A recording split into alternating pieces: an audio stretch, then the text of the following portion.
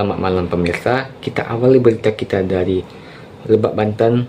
Kasus di SMA 1 Cimarga beberapa waktu lalu menarik perhatian publik setelah terjadi dugaan kekerasan antara kepala sekolah dan salah satu seorang siswanya. Insiden ini memicu ke gelombang protes dari ratusan siswa.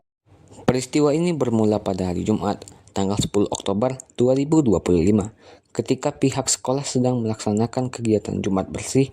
Kepala sekolah Dini Fitria menegur seorang siswa berinisial ILP yang diduga kedapatan merokok di area belakang sekolah. Teguran tersebut berujung pada perdebatan dan menurut pengakuan kepala sekolah, terjadi kontak fisik ringan berupa tepukan di punggung siswa.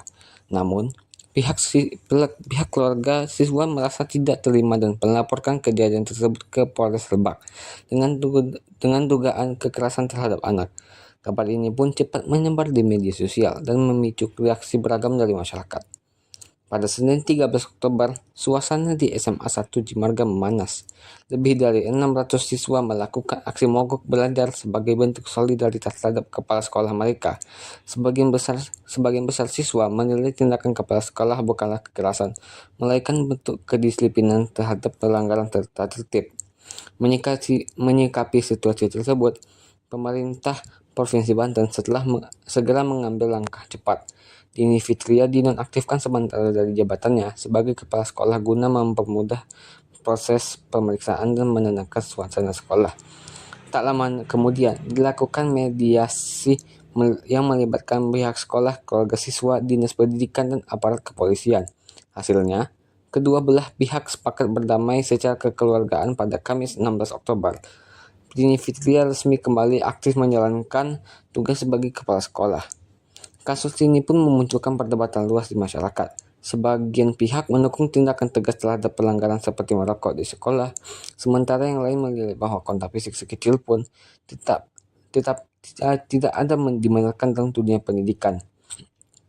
Komisi Perlindungan Anak Indonesia (KPAI) mengingatkan, meskipun siswa melanggar aturan, pendekatan yang digunakan seharusnya bersifat pembinaan, bukan kekerasan.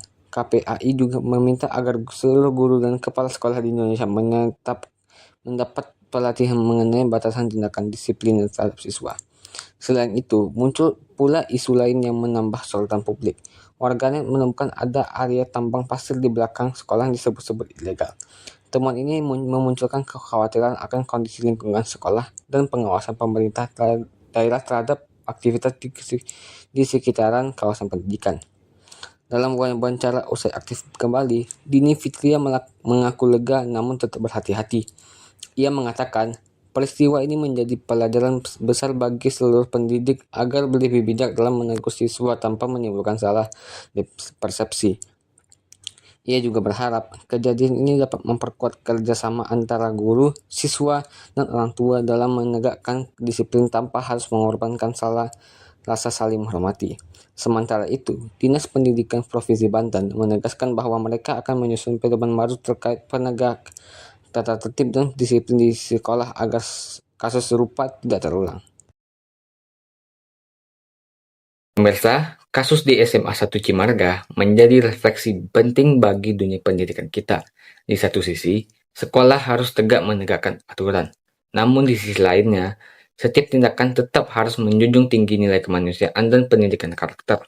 Harapannya, semua pihak dapat mengambil hikmah dari kejadian ini untuk menciptakan lingkungan belajar yang aman, disiplin, dan penuh kasih sayang. Saya Muhammad Rizky TV. Terima kasih atas perhatian Anda.